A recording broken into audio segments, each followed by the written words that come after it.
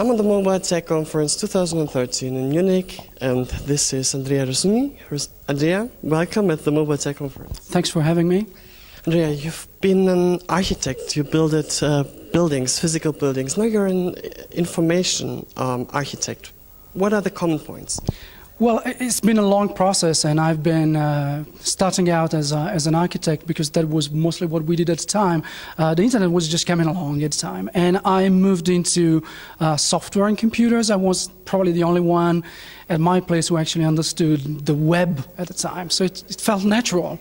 And from there I started moving into understanding that actually information spaces had a lot of rules and a lot of constraints which were close to what we were doing with buildings and apartments and spaces. And that has been a constant thread in my work up until now. So I definitely look at information spaces as places where we spend time, we live into, we do things. This is coming stronger and stronger on. The hours we spend online are starting to be most than the hours we spend at the office during a normal week. So that would be the reason. Oh, quite interesting. And Andrea, you held a session at the MobileTech Conference, Beyond Mobile, and you painted a picture, a very colorful, nice picture to the audience about trees and forests and how to get the focus on the connections of things. Tell us about it. Well, it was a keynote, and it was early in the morning at a tech conference, so we could actually try to, just go wild, or we could try to tell a little story. And the story was meant to sort of elicit the idea that one of the things that we shouldn't be doing is take for granted what we have today, which is like the idea of a mobile artifact, a service avatar, or a touch point, be it a phone, a tablet, whatever it is, a kiosk, anything, Google Glass. They are not the end, and they're probably not even, halfway through what we're trying to do. What we're trying to accomplish is get to the point I was trying to make in that picture.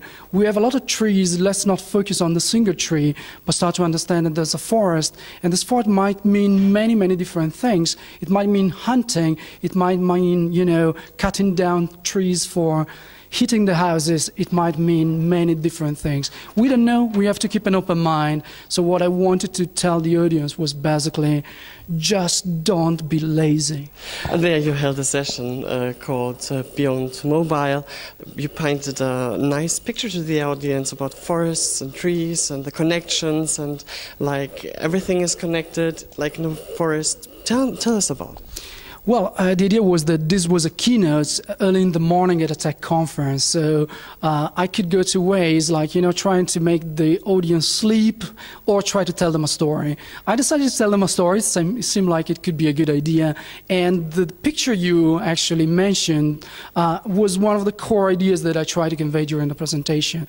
The fact that you are normally just looking at one single tree in the forest, and you are not actually paying attention to the idea that you have a whole forest around you. And that forest might mean many, many different things. In the world of mobile, we pay attention mostly to the single artifact. It might be the app, it might be the mobile phone, it might be the platform, it might be a tablet.